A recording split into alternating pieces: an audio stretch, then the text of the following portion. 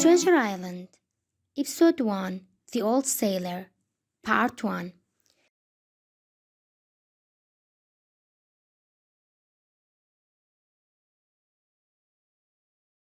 I remember him as if it were yesterday.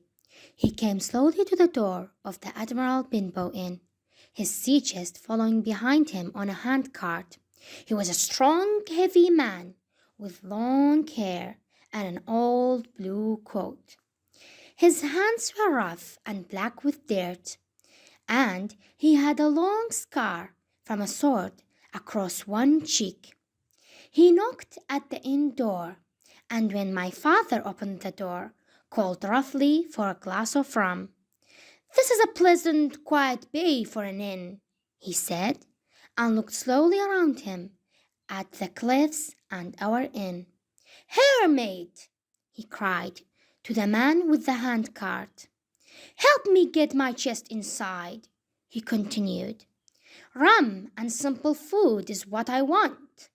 And that cliff up there where I can watch the ships. You can call me the captain." "Oh, I see what you want," he said with a fierce look, and threw down 3 or 4 gold coins in front of him. All day he was around the bay or up on the cliffs with his telescope. All evening he sat in the inn by the fire drinking rum. Mostly he did not speak when spoken to, but looked up suddenly and angrily, and we learned to stay away from him. He was very nervous of other sailors who come to the inn. One day he quietly promised to give me a silver 4-penny coin every month if I would keep an eye open for a seaman with one leg. The captain often drank too much rum and sang his old wild sea songs.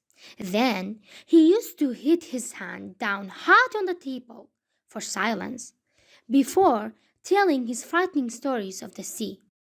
They were about hangings, storms at the sea, and terrible crimes. During the months that the old sailor stayed with us, my father became very ill. One day, Dr. Livesey came to see him, and before he left, the smart, bright doctor sat in the same room as our dirty old sailor, who suddenly started his usual song.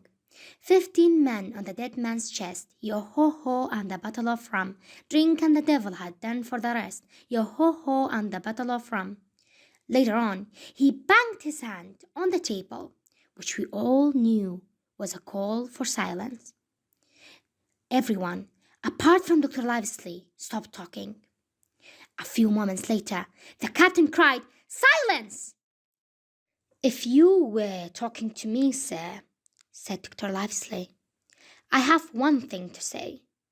If you go on drinking so much rum, then the world'll soon be free of a very old dirty scoundrel." The captain jumped to his feet and took a knife out of his pocket. The doctor did not move, but spoke slowly. "I am a man of the law, a magistrate, as well as a doctor. If you don't put the knife away, you will go to the next court and will be hanged."